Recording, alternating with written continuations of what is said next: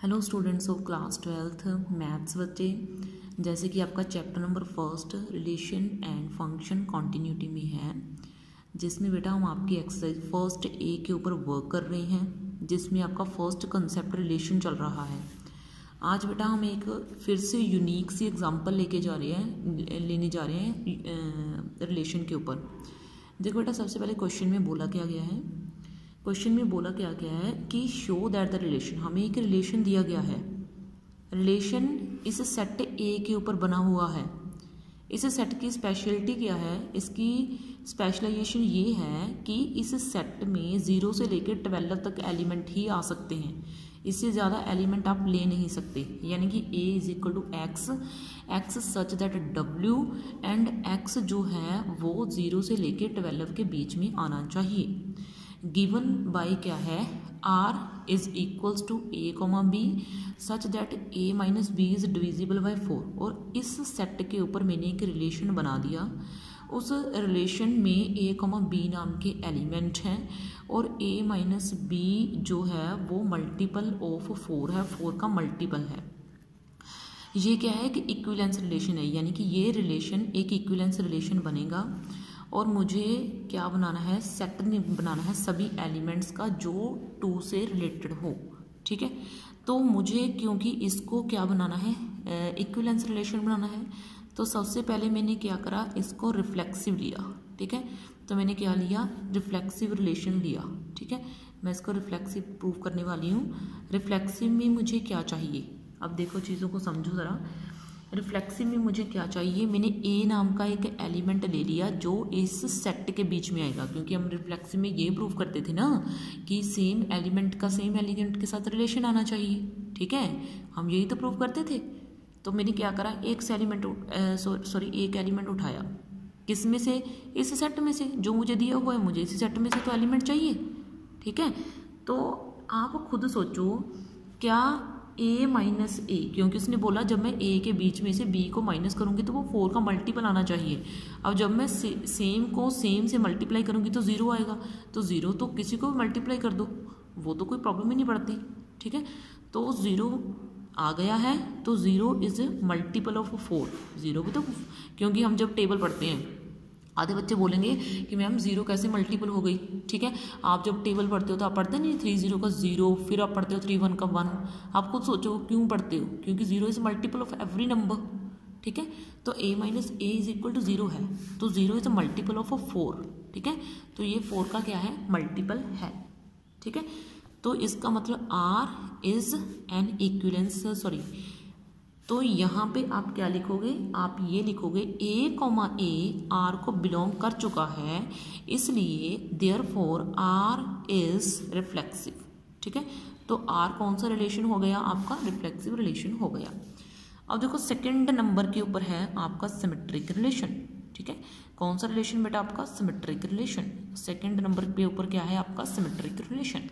ठीक है, तो सिमेट्रिक रिलेशन के ऊपर क्या है, आपने a कॉमा b नाम के 2 एलिमेंट ले लिए और इसी सेट के बीच में से ले लिए। एक आपने a एलिमेंट ले लिया, एक आपने b एलिमेंट ले लिया, और दोनों के दोनों एलिमेंट आपने सेट a के बीच में से ले लिए। ठीक है, नाउ अब मेन बात क्या है कि a कॉमा b नाम का जो एलिमेंट है वो सेट a के बीच में से आया है, और क्या a minus B is divisible by 4 है, क्योंकि सिमेट्रिक में हम क्या करते हैं, सिमेट्रिक में हमें ये बोलेगा कि a कॉमा बी तो रिलेशन के बीच में है, लेकिन वो हमसे पूछेगा कि क्या इसका रिवर्स यानी कि b कॉमा ए रिलेशन के बीच में पड़ा है। तो मतलब बात को समझने की बात है। देखो ध्यान से वर्डिंग को समझो, वर्डिंग के ऊपर डिपेंड करेगा सारा कुछ। a माइनस बी रिलेशन के बीच में है, वो हमें बोल रहा है। ठीक है, कि a कॉमा बी है, वो हमसे पूछ रहा है क्या इसका उल्टा रिलेशन के अंदर पड़ा है, आप ढूंढ के बताओ कि b कॉमा ए रिलेशन के अंदर पड़ा है। अगर हमें ढूंढ गया, उसका उल्टा ढूंढ गया, तो वो रिलेशन सिमेट्रिक बन जाएगा, अगर नहीं ढूंढा तो नहीं बनेगा। बात सीधी सी है। तो a कॉमा बी जो है वो a के अंदर से लिया मैंने, तो a minus B is divisible by जो है 4 है, डिविजिबल नहीं, हम यहाँ पे मल्टीपल लेंगे तो मल्टीपल बाय 4 है। ठीक है, तो आप खुद सोचो, अगर a minus be multiple by 4 आएगा तो b माइनस ए भी तो मल्टीपल बाई 4 आएगा ही ना। अब आप बोलोगे कि मैम कैसे, तो अब मैं आपको एक एग्जांपल लेके बताती हूँ। मान लो मैंने 2 नंबर ले लिए, एक 4 ले लिया, एक 8 ले लिया, ठीक है। अब आप 4 में से 8 माइनस करोगे तो माइनस के 4 आ जाएंगे। माइनस के 4 कितने का मल्टीपल है, -4 1 का -4, ठीक है। तो ये देखो, ये 4 के टेबल के ऊपर मल्टीपल तो है। वैसे अगर मैं उल्टा कर दूं, 8 माइनस 4 कर दूं, तो देखो अब मैंने 4 और 8 ले लिए, 4 माइनस 8 करा तो ये तो 4 का डिविजन आ गया। अब 8 माइनस 4 करेंगे तो वो कितना आ जाएगा भाई, 4 आ जाएगा। तो 4b तो 1 के ऊपर जाता ही है 4 के, तो 4 1 का 4, 4 इंटू -1 इज इक्वल टू -4। तो दोनों तो 4 के टेबल के ऊपर आते हैं ना भाई, ठीक है। तो चाहे a माइनस बी कर लो, चाहे उसका उल्टा b माइनस ए कर दो, डिविजिबल तो 4 के ऊपर है ना। उसने ये थोड़ी ना बोला कि पॉजिटिव के ऊपर, नंबर के ऊपर डिविजिबल होना चाहिए या नेगेटिव के ऊपर डिविजिबल या मल्टीपल होना चाहिए। उसने तो अकेला ये पूछा कि मल्टीपल होना चाहिए, तो वो तो किसी भी नंबर के ऊपर हो सकता है। तो b minus A is multiple by 4 है, ठीक है।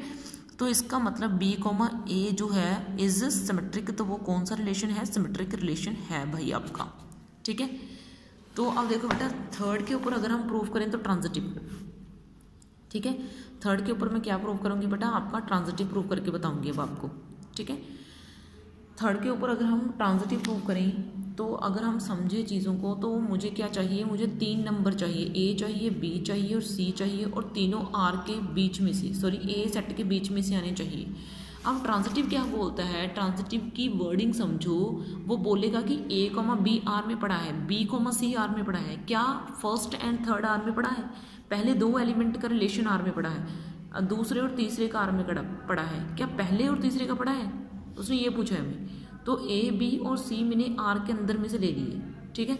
तो a कॉमा बी अगर आर में पड़ा है, उसने बोला कि ये है, ठीक है। एंड तो मैं लिखूंगी b comma C belongs to R, कि ये दोनों आर को बिलोंग करते हैं। इट इम्प्लाइज, इसका मीनिंग क्या है, इसका मीनिंग ये है कि a माइनस बी अगर मैं करने बैठूं तो वो मल्टीपल ऑफ 4 आएगा।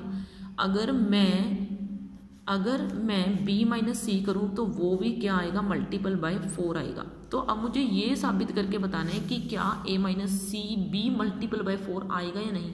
अगर मैं आपको इसके हट के थोड़ा सा एग्जाम्पल लेके बताऊँ, तो मान लो मैंने 3 नंबर ले लिए, एक मैंने ले लिया मान लो 4, एक मैंने ले लिया मान के चल पड़ो 8, एक में लेके चल पड़ी मान लो 12, ठीक है। 3 नंबर लेके चल पड़ी मैं, तीनों के तीनों सेट ए के बीच में से आए हैं, क्योंकि उसने बोला कि जो आप नंबर लो वो 0 से लेकर 12 के बीच होने चाहिए, ठीक है। 12 भी हो सकता है लेकिन 12 से बड़े नहीं होने चाहिए, ठीक है।